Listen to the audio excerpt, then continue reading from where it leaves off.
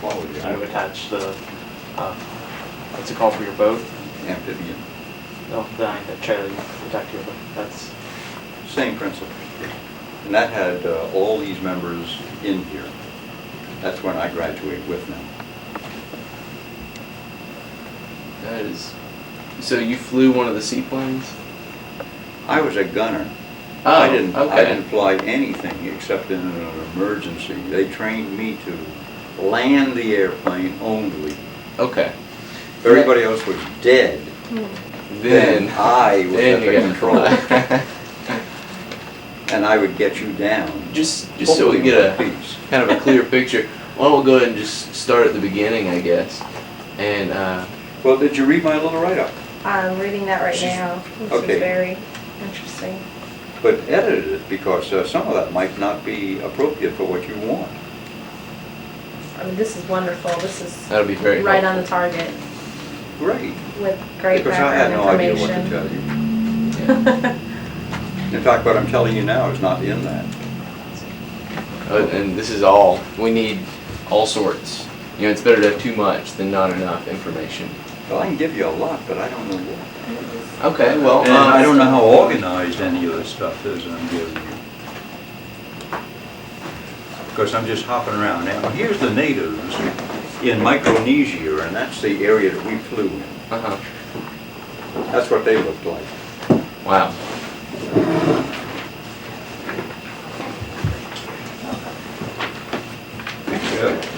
Here's a map of the area.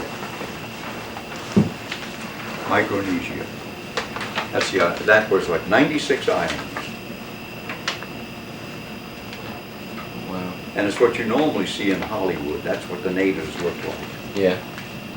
And so they really did look like that. Yeah, there they are. That's cool. Those are the natives.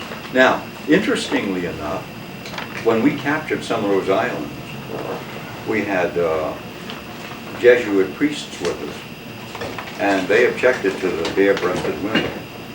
So they'd give them Navy T-shirts, and the women would cut them out.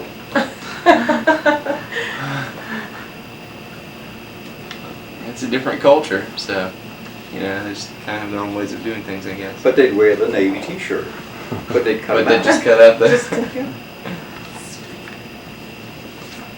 But that's what they looked like. It was a paradise. That's wild. So what year did you volunteer? 1943.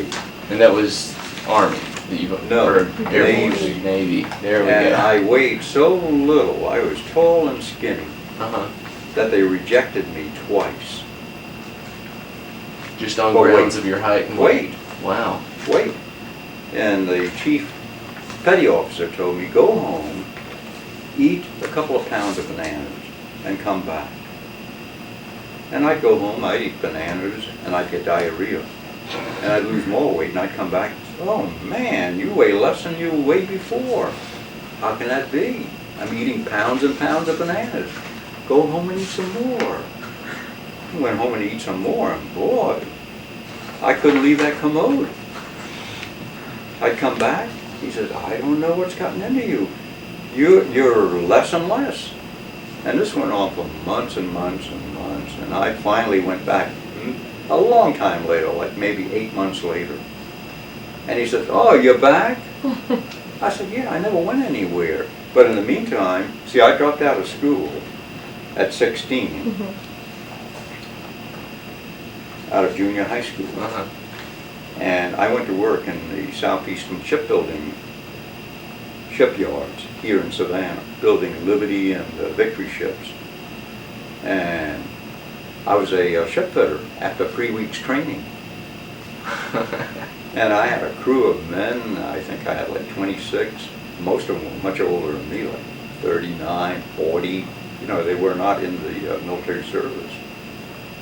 And in many cases, some of them couldn't read and write, but I could.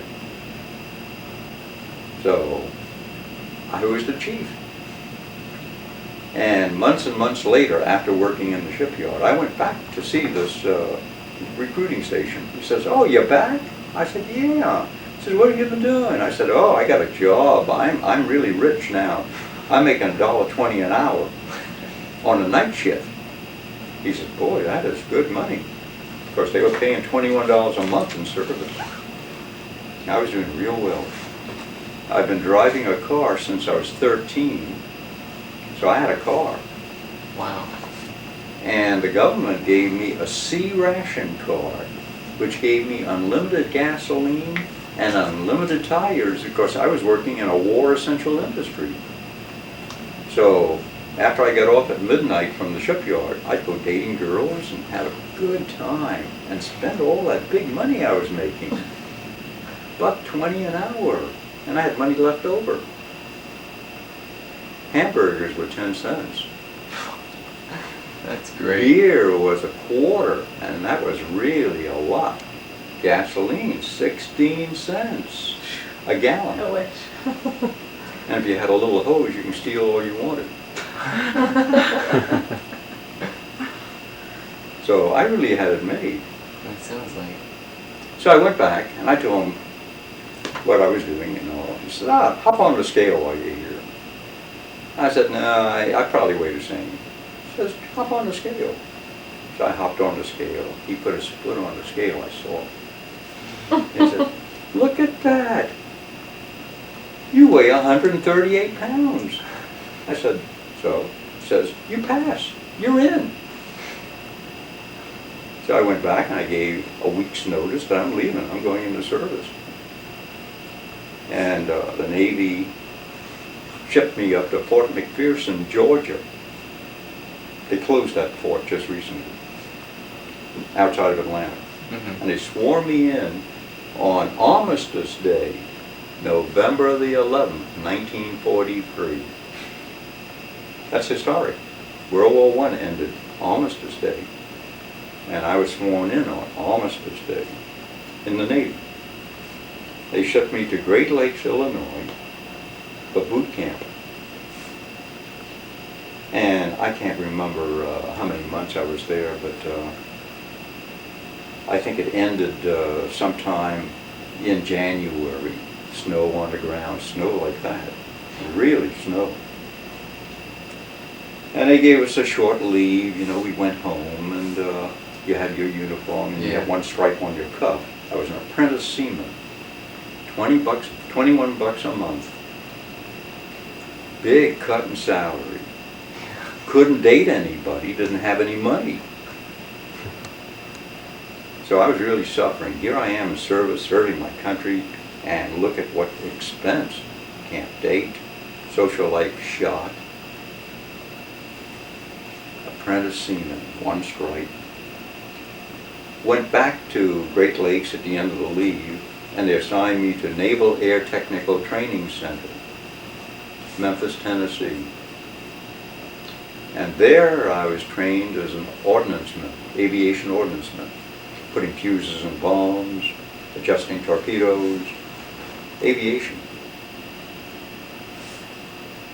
Servicing machine guns, cannon, aircraft cannon, all this sort of thing. And then they put us in an auditorium. And they had a bunch of waves. You know what waves are? These are female sailors. Okay. They were in the second and third row, and somebody got up on the stage and says, who wants to volunteer for the Navy Air Force?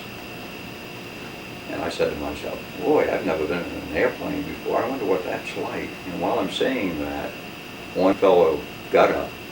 Out of a whole bunch of us, one fellow got up. And the waves started chanting, anybody else, anybody else? And one by one, everybody started jumping up. They volunteered. And I thought, oh, what the hell? So I got up too. And then we went through a special physical to see who would be qualified to fly, because everybody can't fly. And I was selected. And that started me in the Navy Air Force. I didn't know the Navy had an Air Force. They have a separate Air Force. Special airplanes, everything special. And what they said really turned me toward them. A fellow got up on the stage and he says, let me tell you about the Navy Air Force. And I listened and he says, it's a glamorous organization to be in. It's elite. There are not too many of us, but the ones that are in there will really make a difference in the war. And while the others are eating lousily, you have your own bread chef. You have your own soup chef. And you're eating gourmet meals. That's how I learned to eat gourmet meals off the hood of military trucks. That really got to me. Boy, we're going to eat like kings. And he was right. He didn't lie. We ate fabulously. The bread was like French bread, Italian bread. They bake it fresh for us. The soups were like meals in themselves. We feasted. It was really great. I'll never forget that. The only other service that probably ate better than we did was a sub cruise. They had ice cream out in the tropics. We did not. Wow. I got on a garbage truck and masqueraded as a garbage man just to get into a sub base. And I got into the sub base and I headed for the mess hall. And they had these 5-gallon canisters of ice cream on every table. This is on Guam, way out in the Pacific, where we couldn't even get fresh water. We made our own water. They had ice cream. Wow. I ate gallons of that stuff. I almost missed the last garbage truck out of the base. And had I done that, I would have been in deep trouble. How do you get off the base then? But I just didn't make it. And I was sick for days after that. Talk about diarrhea. It was awful, but good. But worth But it. good. It was good. I knew what was wrong with me. Am I giving you too much? No, Just absolutely keep not. going. This is fantastic. And like I said, we flew over Micronesia. But before I get all into that, this is the book they give us when we graduated Aviation Ordnance School. And I'm in there in one of the classes. So you might want to look this over too. And I'll tell you what class I'm in because you may not recognize me. In fact, I couldn't recognize me.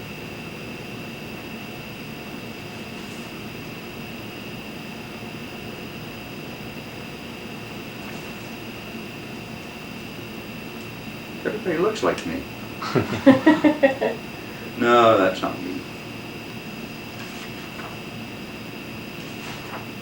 Aha, here I am. I'm in section C of class G34, and I put a check mark up there. And I'm at the last row there. And they give you a little biography of of your classmates. That's the There you Millington, are. Tennessee school. Do you see the biography on it? Yeah, I saw that. Went to the meat grinder at Great Lakes.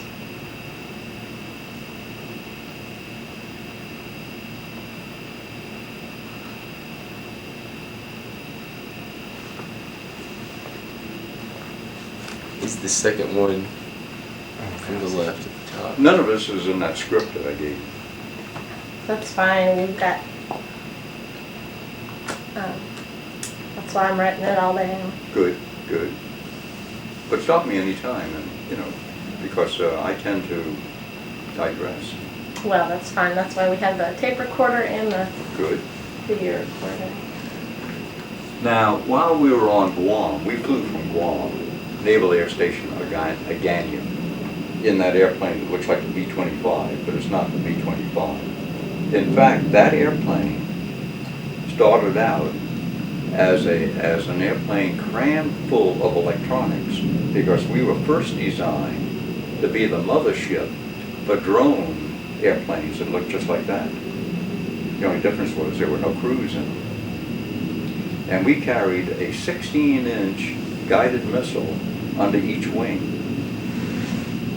16-inch. And in those days, nobody even knew what a guided missile was. I was a specialist in electronics, aviation electronics. And that's the part I played. Our gun sights were electronics, Sperry, designed by Sperry. And we carried guided missiles and movable fins on our bombs. So they were kind of guided, kind of.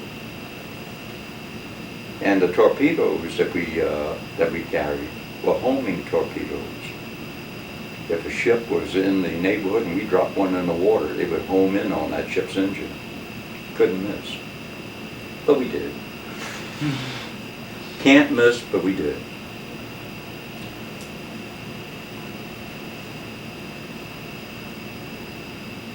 Guam was very close to Tinian and Saipan. Tinian was the home base for the Enola Gay. The Enola Gay was the airplane that dropped the nuclear device on Japan.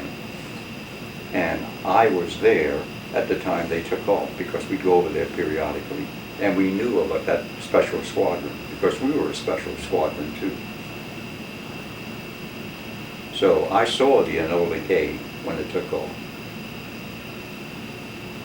Now, most people don't know this, but there was another airplane that took off with a nuclear device before the Enola Gay. Are you aware of this? Oh, I wasn't aware of it. But it turned back because of bad weather. Huh. And the weather cleared when the Enola Gay was over the target. Then there was another airplane. The Enola Gay dropped only one device, one time. But anybody know what airplane carried another nuclear device after the Enola Gay and dropped it? The Boxcar. It was named Boxcar. And I saw that plane too. These were all special squadron airplanes. And here's something about the battle for Saipan. You might find this a little interesting. Just skim through it because it's very long. You know, newspaper people are very verbose, like me.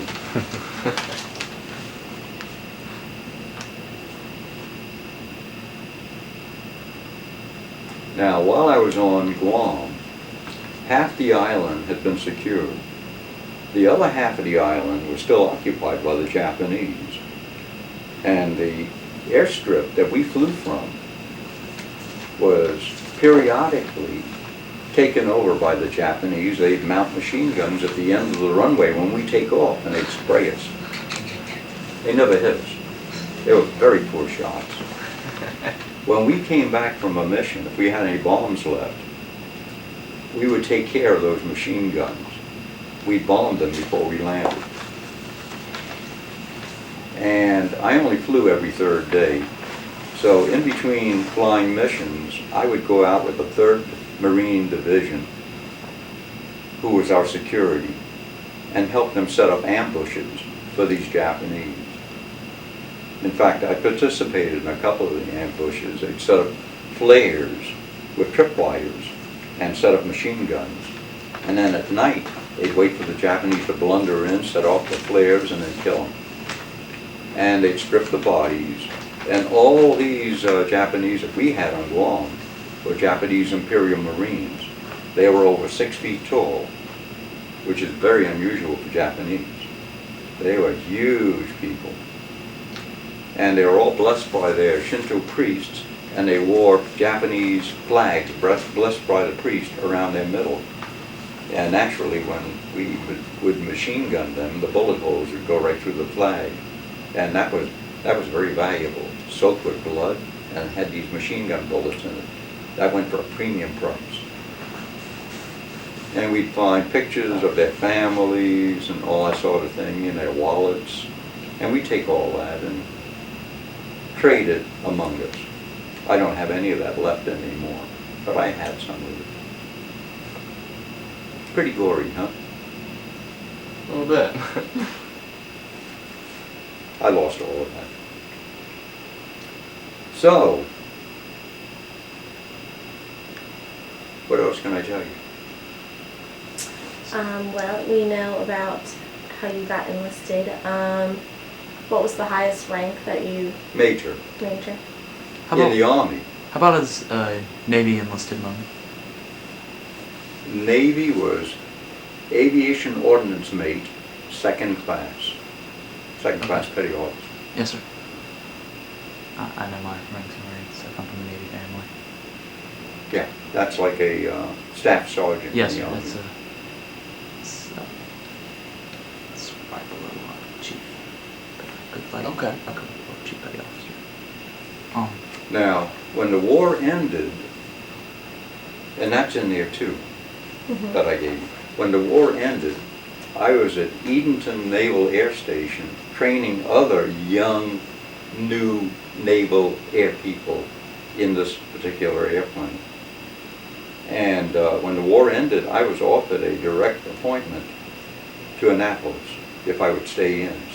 But I decided I didn't want to be in anything that had more than 2 people in it, me and one other. That's it. So I got out. Came back to Savannah, couldn't find a job. Nobody would hire me. I was a high school dropout, had no skill in civilian life. Nobody wanted a machine gunner or somebody who can fix cannon and all this sort of thing, electronics. Nobody wanted that. Couldn't find a job. So I went to school, University of Georgia. Had a lousy time in school because I didn't have high school, didn't complete junior high. You can't do that and go to college. But I did.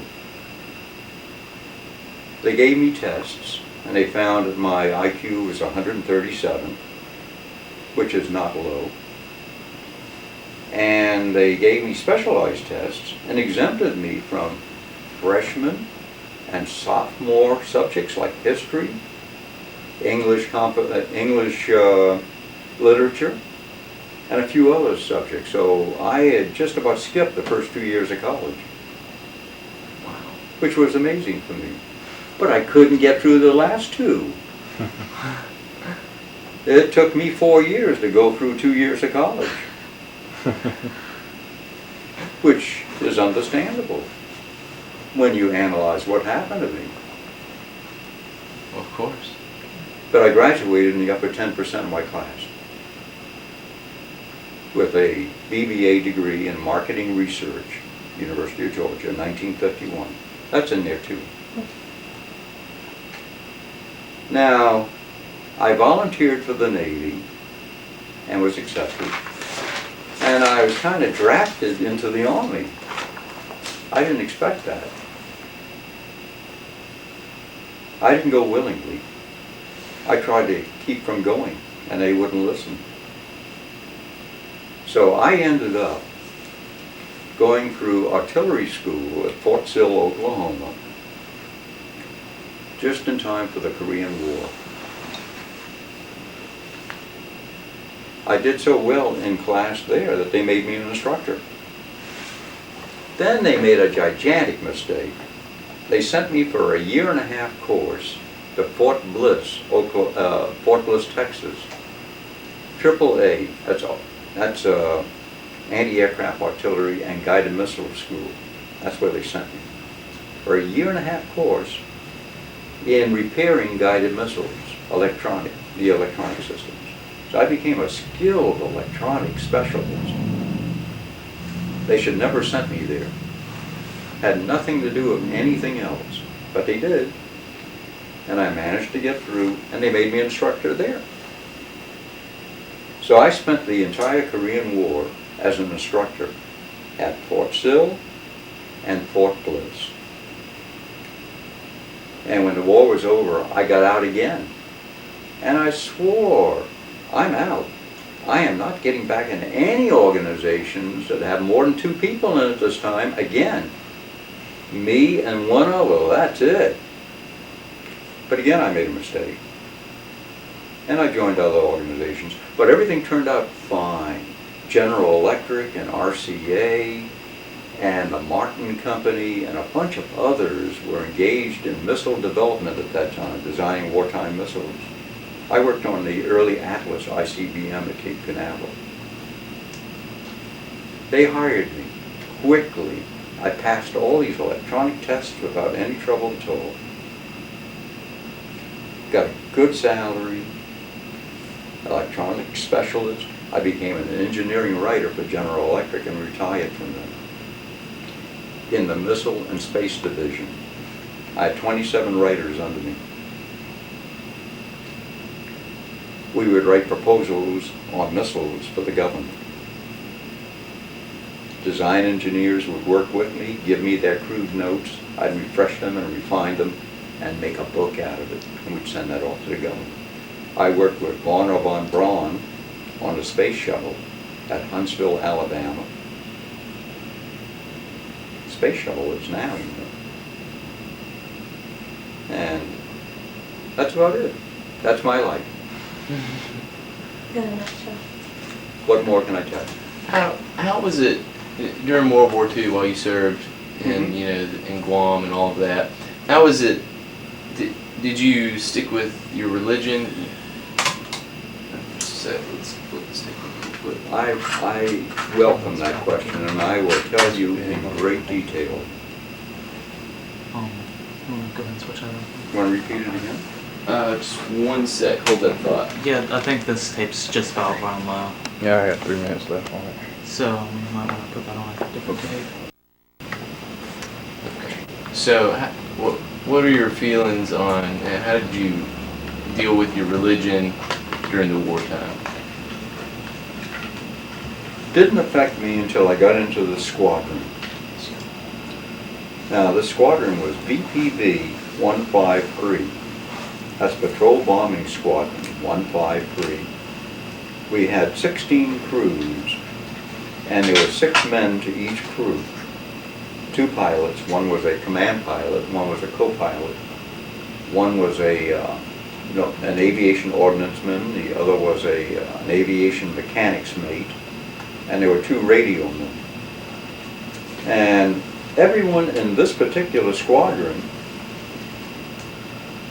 was either Protestant, and we had just maybe 3 or 4 Catholics, and I was the only Jew.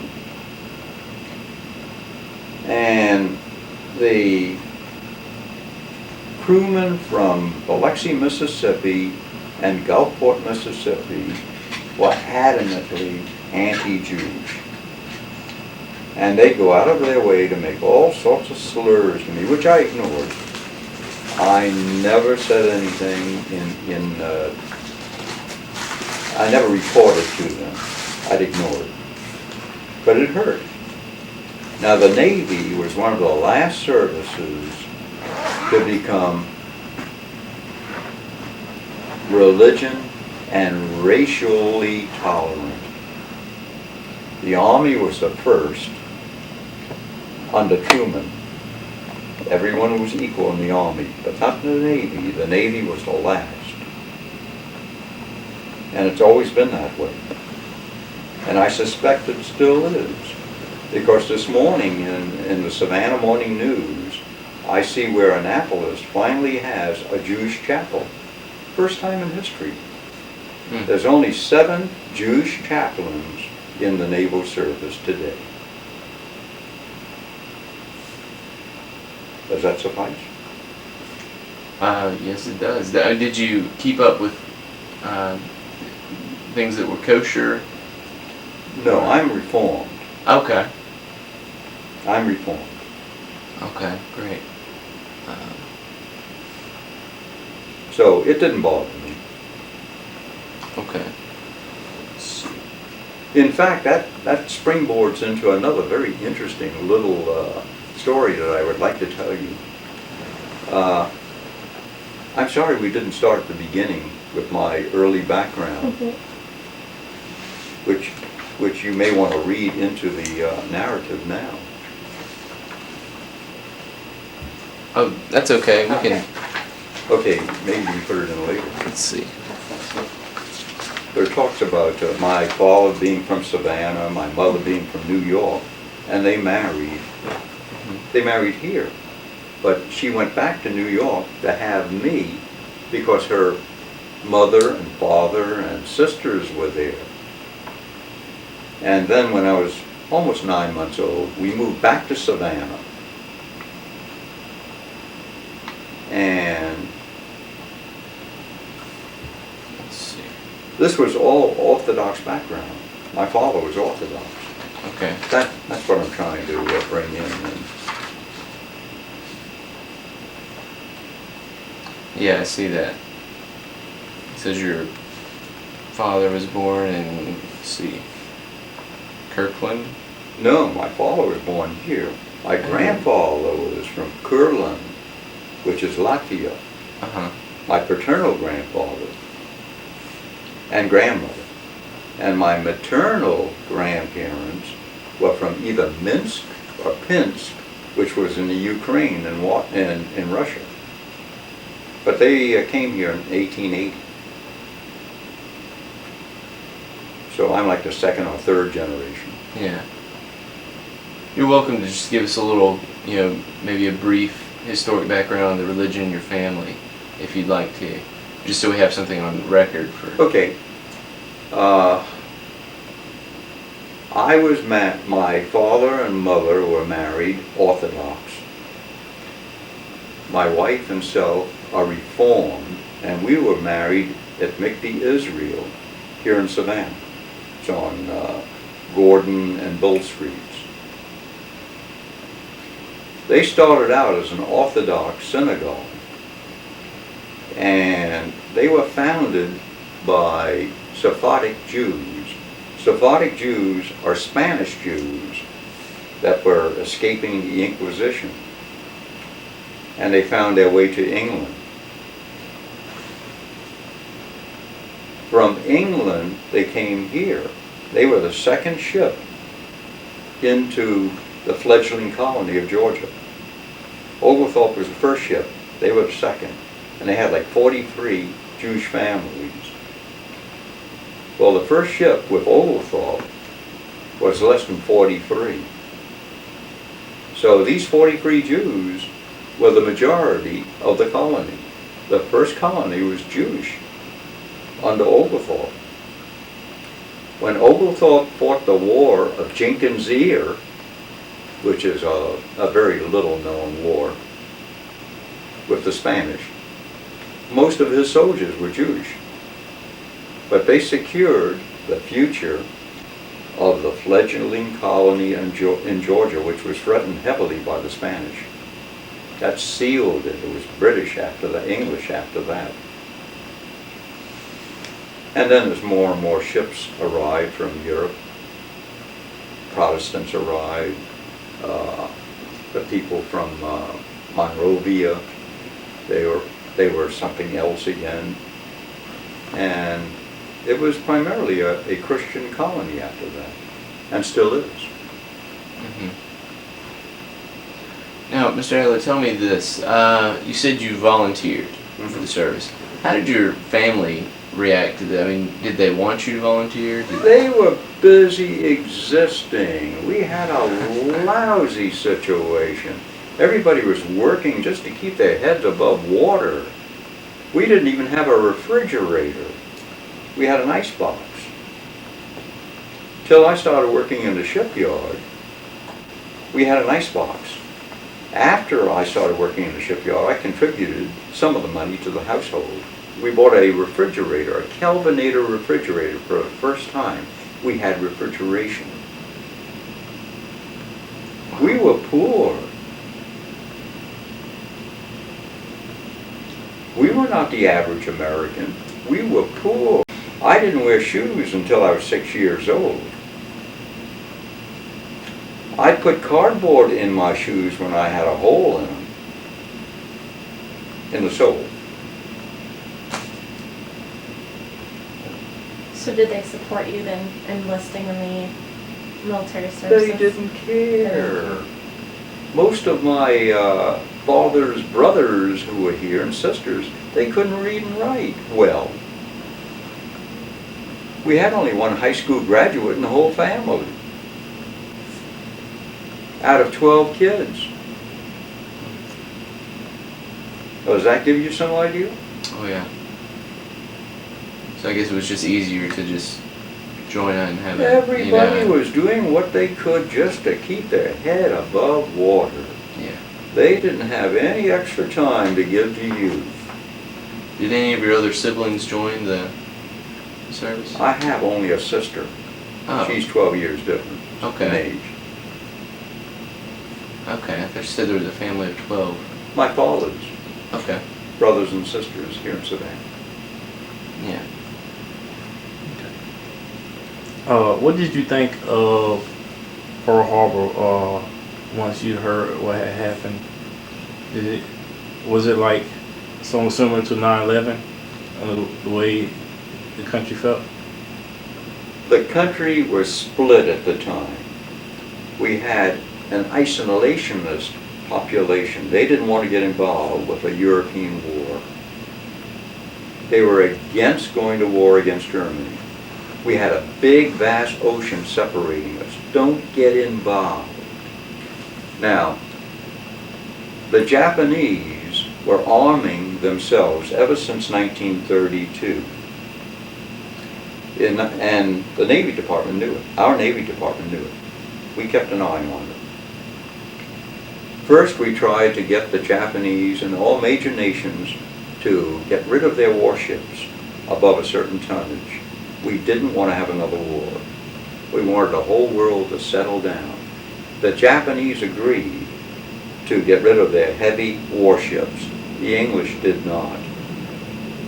This unleashed a race to produce large ships. The Japanese were very successful in generating huge warships that were very modern, much more modern than ours. We had many warships, but they were old. World War I warships. Japanese started producing them, really producing them, in 1932. The Japanese were one of the first nations in the world to create an aircraft carrier. They had like 3 when we had nothing. Now, we had a contest in the Navy between battleship generals and battleship admirals and admirals who were for aircraft, because Billy Mitchell at that time had demonstrated that an airplane can sink a battleship. But nobody wanted to believe it. We court-martialed him. We threw him out of the country. We stripped him of being a general. He went to Canada. Are you aware of all of this? I know some of the history. They He went to just Canada. fought to keep him out of there, just to prevent a change in the Navy. Yeah. Very difficult to change the Navy. The Navy was composed of stodgy, old admirals, and they supported one another, and you just couldn't bust through. They were like armor plated. In my day in the Navy, the only blacks that were in combat were waiters. They served the white officers on warships. They didn't fight. But not so in the Army. And not so in the Air Corps. Of course, there was no Air Force. It was the Air Corps. But the Navy was the last to change. Very, very slow to change. Now, everyone knows what happened. Billy Mitchell was recalled. He was restored as a general. We started building aircraft carriers, but we made a huge mistake. See, very few people know this. Our aircraft carriers had wooden decks. The Japanese had steel decks. So when you bombed an aircraft carrier that was Japanese, you were lucky if your bomb penetrated the deck and went on through and did them major damage. But you put a bomb on an American aircraft carrier with its wooden deck, you almost sank that ship every time. That was a major mistake. We rectified that mistake with the Essex class aircraft carrier. Brand new, different class, steel deck, wonderful aircraft carrier, and new airplanes, the F-4F Hellcats, Wildcats, I'm sorry. Then the upgraded Wildcat became a Hellcat, F-6F, and they outran the Zeros. The Zeros were slow, stodgy airplanes, and their claim to fame was that they can turn on a dime. They were highly maneuverable. So when you shoot at them, they can flip up real quick and you miss them. Or they can flip down real quick and you miss them. Highly maneuverable, but they were slow and they had no armor plating. So if you hit a Zero with a machine gun bullet, he exploded. And he was slow. We were much faster. Our aircraft was much faster than the Zero. We can outrun them. And we had 15 machine guns, 50 caliber machine guns, 15. When we fired all 15 machine guns, our airplane would stay still in the air. It wouldn't fly. It just stayed still from the recoil. That's how powerful those things were. A 50 caliber machine gun bullet is that long. And it's that thick. When that hits you, boy, you really hit it. You disintegrate.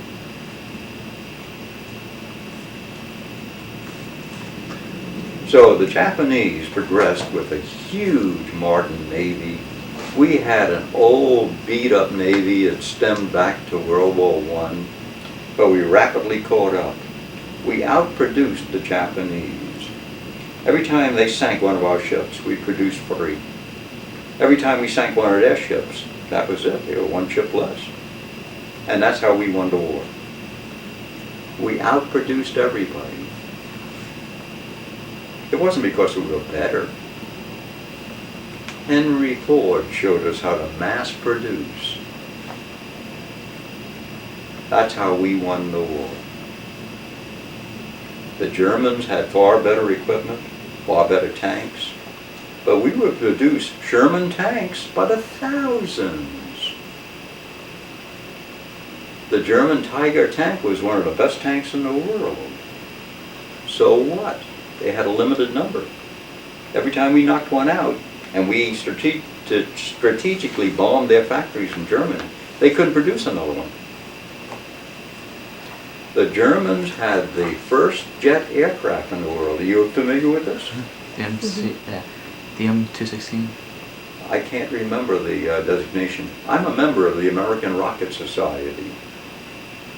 In 1932, the American Rocket Society produced the world's first workable rocket engine.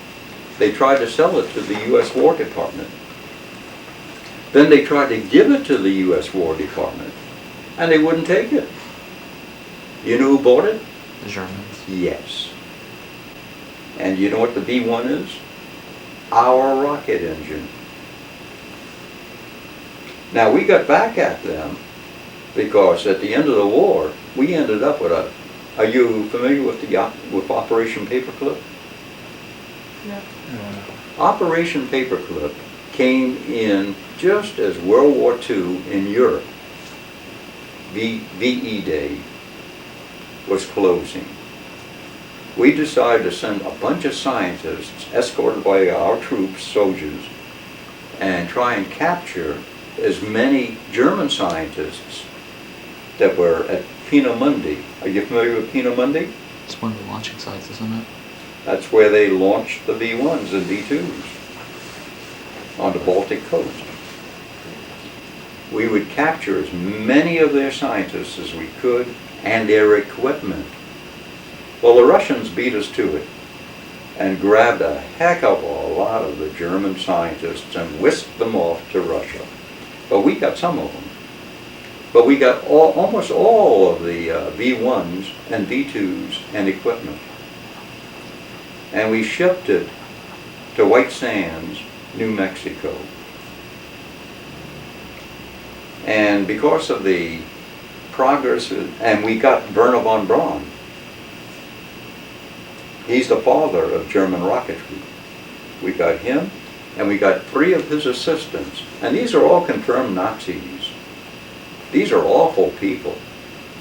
But if we hadn't gotten them, we would never have landed on the moon.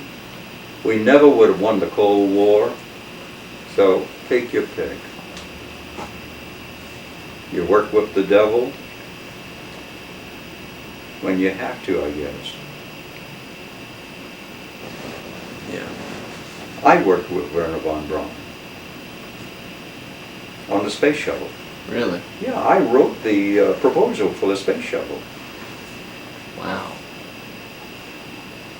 And Otto Kleimer, Dr. Otto Kleimer, he was my boss. These are all Germans, Nazis. They reported to Hitler. A friend of mine was their bodyguard. He was in command of the troops that guarded them at White Sands. All the German scientists.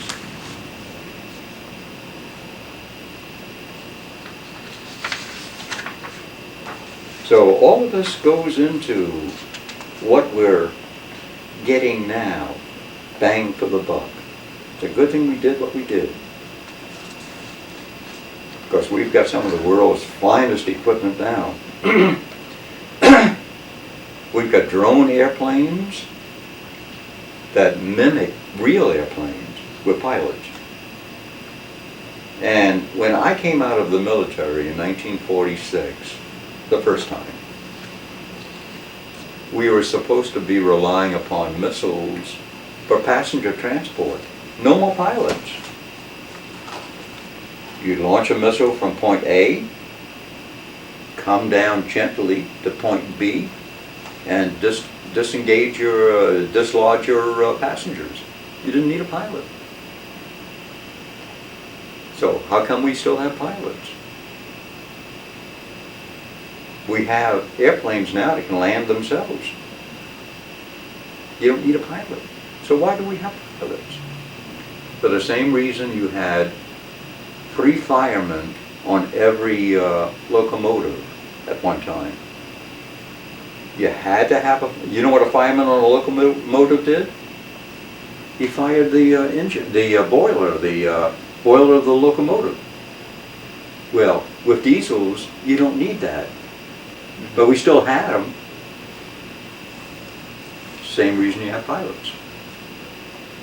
You don't need them. The equipment is far better than a human.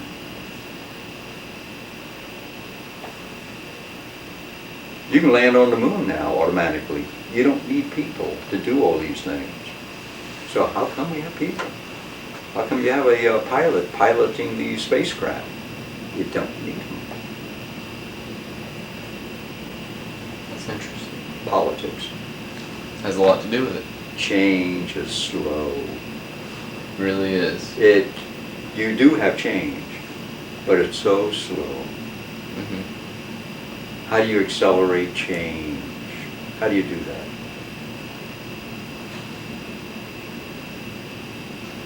You said you logged more than 400 flying hours, and It's in the logbook. Yeah, and the 10 missions within range of enemy shore-based anti-aircraft. Can you tell us about any of those missions? Do you recall any experiences, any stories you want to share with us? That'd be great. One particular mission, we were off an island called Wolei. That had a large Japanese garrison on it. And periodically we were ordered to go to that island at about the time that they would have breakfast. 7 o'clock in the morning. And we take off from Guam and fly 50 feet above the water until we got to Wolei, and then we go up to about 500 feet. Zoom down on the mess hall, machine gun the mess hall because they were all eating breakfast. And hopefully we'd kill a whole slew of them. We don't know. And we take photographs showing what progress they made after the B-29s had plastered them again and again and again and again. See if they were rebuilding. See if they were being resupplied. This one particular day, they were waiting for us because they got highly excited every time we'd come and interrupt their breakfast. That's not a good thing to do. So they were waiting. And they threw up everything they had. 6-inch guns, 155 millimeter guns. They launched a couple of aircraft. They did everything they could to knock us down. But we laughed about the whole thing on our way back to Guam. We took pictures. Then all of a sudden, we couldn't gain altitude. And this was very serious because we were very low over the water. So I threw out all the machine guns and ammunition that I could to lighten the load. We didn't fly with parachutes. We left those on the ground. We wanted to speed instead of safety. No parachutes. So we gained a little altitude, but not much. And then we started dumping gasoline. Of course, that's very heavy too. And we still couldn't gain altitude. We were slowly going down into the ocean. And we were about 400 miles away from Guam. Radio silence. The Japanese were launching their boats to pick us up. Tokyo Rose, we used to intercept Tokyo Rose's radio broadcasts all the time. And she said, if they ever caught us, VPV 153, they'd chop our heads off. I figured this was it, boy. We're going down. We rigged for a crash. To make a long story short, we stayed at that low altitude all the way to Guam. We couldn't lower our landing gear because the hydraulics had been shot out by these Japanese. We couldn't steer the aircraft because they had damaged our control cables. So we crash landed on Guam. Nobody was hurt. Everything was fine. 3 days later, they patched the aircraft up again with using chewing gum and all these things, you know, and and we took off again as normal. Now, each time we flew, it rained. It was always raining in the tropics. You'd put a poncho on to go to the airplane. The poncho leaked like a sieve. It was not airtight. It was not pressurized. You keep the poncho on until you got above the rain clouds. Then you take the poncho off and be like everybody else. Until next time. Oh, why did y'all fly 50 feet above the water before you got To there? escape the radar, enemy radar. We followed the curvature of the earth. Okay. And they didn't know we were there until they saw us, So they saw you. Oh, okay. or heard the bullets, or a bullet struck them. And this is very bad during breakfast. Never try to kill somebody during breakfast. It makes them very angry. I believe it. I wouldn't be happy either. So flying, the low altitude, that was pretty effective? Oh yeah. Oh yeah. Particularly when Japanese fighter aircraft would attack you. You're flying so low to the water, they misjudge the water when they're diving on you. And guess what? When they try to pull out, they hit the water. Mm. So that worked out very nicely. Saved our skins many times. Yeah. But we were so low that a parachute wouldn't help you in the event that you got into trouble, so we stopped using them. So you'll never carry a parachute? Nah. What for? What for? That's true, I guess. At 50 feet it wouldn't open. Yeah. So you'd have to ride the airplane down into the water, crash with it, and hope to get out before it sank. Did you ever have to flee an aircraft? Only once. No. Only once. And we all got out. What happened? Again, they almost shot us down. And y'all just bailed out? You just jumped, or how did this go? We got close enough to Guam. Uh-huh. We rode the plane down, right into the water. Oh, wow. And the water was like 10 feet deep. So we got out on the wings and just waited for somebody to pick us up. Y'all got lucky. Yeah. Yeah. Man. Now, let me tell you something else. Every month, we'd have to make out a will. Every month. new will. And I asked one of the fellows, I said, why is this? What's wrong with our old will? They said, well, normally we lose so many people that we don't have the time to go back and upgrade a will. So it's far easier for us if you fill out a new one.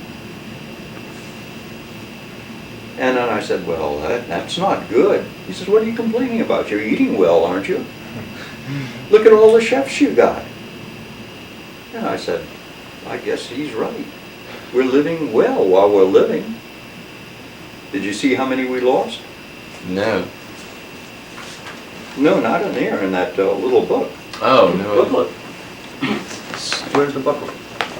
The naval lock? We got the pointy talkie, the... It's the VPV, yeah, that, right here.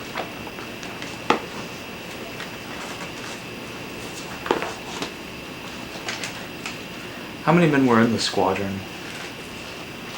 There were 16 planes, times 6, plus maybe 10 ground crew. So how many is that? Here are the ones. All history majors, we don't know how to do I math. think it's 106 and 105. It's about 96. Probably 100. And plus the 10. That's... Now, let me tell you one more thing.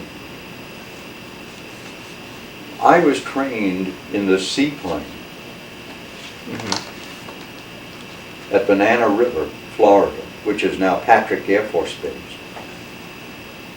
And I was assigned to a rescue squadron because that's what they're used for. After every battle, they land these big seaplanes and pick up survivors from the ocean. So I was sent to North Island, which is off of San Diego Naval Air Station. And I was assigned to this Rescue Squadron 5, I think it was.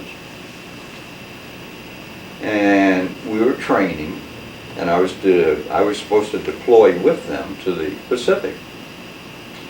My teeth were so lousy that I needed extra dental care. So while I was at the dentist, they deployed and left me. So I missed them. So then they reassigned me to this Patrol Bombing Squadron 153 at San Jose, California. That's also in there. And I was replacing